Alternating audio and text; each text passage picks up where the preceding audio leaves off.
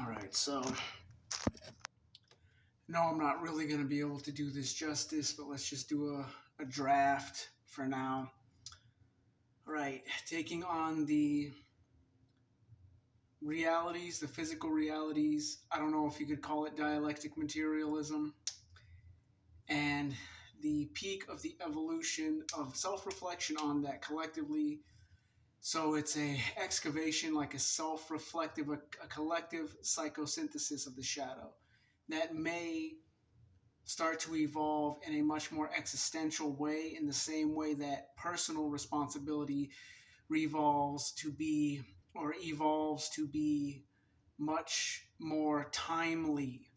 So you start kind of being able to address the instances of your shadow or your negative side. You start to address them easier, faster, more timely, as you become structured and have more integrity, a solid integrity of this good or high functioning or properly functioning or ideal functioning for your capacity and your your desires and your aspirations moving forward.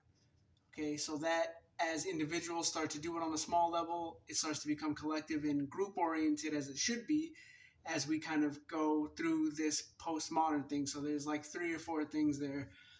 My assumption was this thing about language, but to bring it full circle, it's like Daniel Gort said in an interview that it would be a postmodern dark ages that we would go through before we reach this level of collective like collaboration of efficient time utilization. Basically, it's really deep. He goes into a lot more than that, but that's like what he's talking about. And then that's when he says we'll have a real metamodernism at that point. So that's what makes it interesting, is because metamodernism and the oscillations and all these things, and its different interpretations and whether or not they hold value or can hold value, that then translates into integrity collectively. That conversation is always up there. Well, if everything's metamodern at once, then even the crappy stuff is metamodern. So how does that really get us anywhere? So him saying that there would be a dark ages and then a real metamodernism. I've said before, that's why I only ever use metamodernism kind of ironically, and I don't know anything about it really. I only use it as an orientation point. I use Black Renaissance, or New Renaissance, Neon Renaissance, and these type of things. Something where when it's said, you know what it is. If I say to a bunch of people who are on the level, what do you think a real new Renaissance that we could all agree would be a Renaissance would be? They'd all have to do these kind of protopian, ideal omni-win game B, collective things. And if you say meta-modernism, it's like, I don't fucking know. It is what it is. Like everything, it just is modern, meta-modern. In that way, it's just modern. Like everything's always modern. So that's where they end up in this time loop thing. So then Michael Garfield starts talking about UFOs, and this is the comparison of this disclosure of UFOs and like self-realization, the personal experience. Because then he says, instead of the church saying we control your spiritual enlightenment, you have to go through us. It's not you that controls your enlightenment.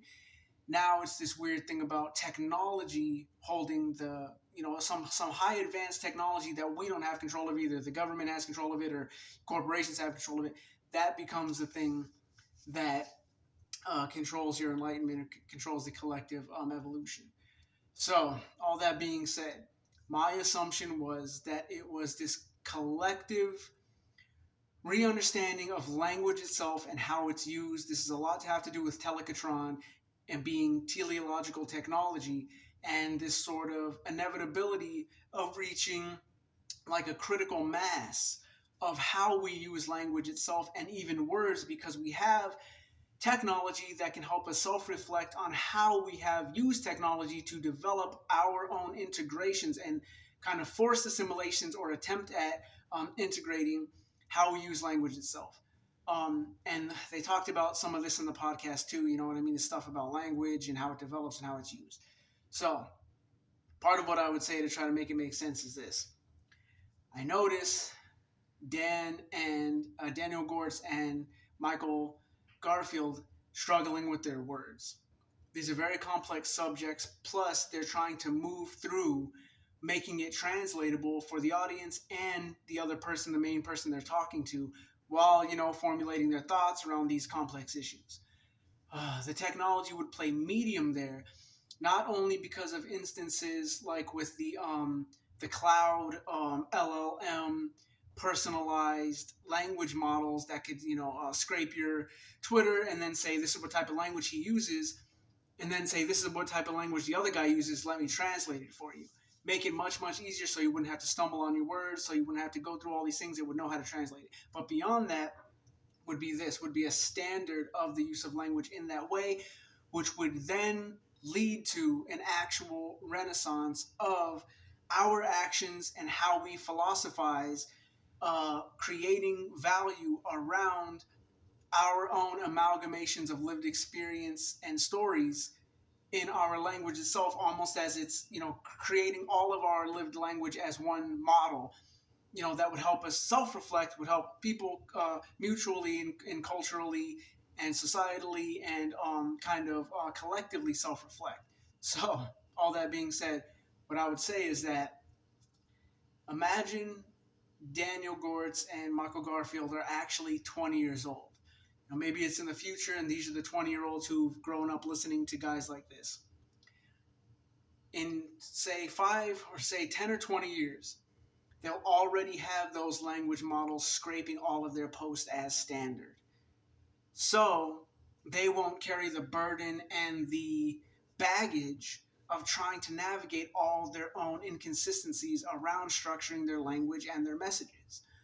It will be a part of the machines and the personalized artificial intelligence, like tutors and advisors and helpers and stuff like that.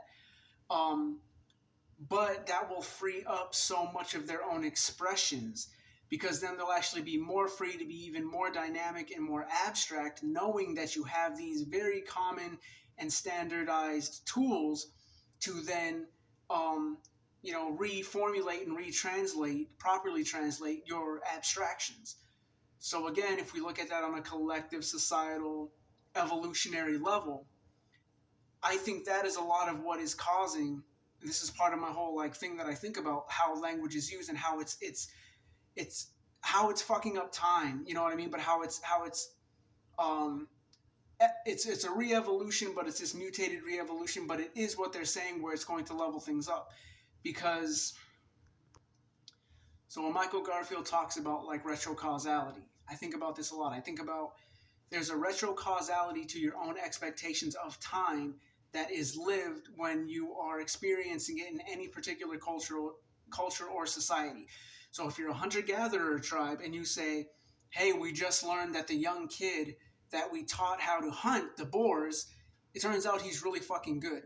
So when I go to sleep, tomorrow I have this thought in my head as I'm building, the thoughts that create my dreams, that create my subconscious and my psyche, that then create my living, waking state, all tell me that kid is good and we're going to have a better, time hunting because of him.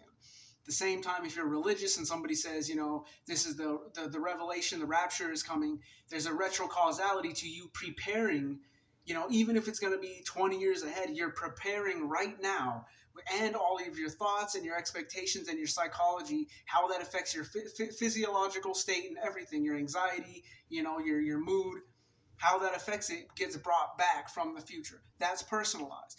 But collectively, things like transhumanism and technology solving all these problems for us, and even the problems that it could cause, become so standardized that we all assimilate them collectively first before we're moving forward. So like I said, 20-year-old kids, they get brought into the world saying, hey, just write and do whatever you want online. We're going to gather it all, for years and years until you're an adult and you can actually make sense of all this stuff. Then you can present your entire work history and your entire, history to other people if you want to collaborate with them off of that type of thing. It's the same as being an artist, or let's say a musician, and having, 6 or 7 albums under your belt. So that way, when you go and play a show, you're playing these songs and you're playing the newer versions of the songs, and everyone gets your entire story of all your lived experience and recordings through that one performance.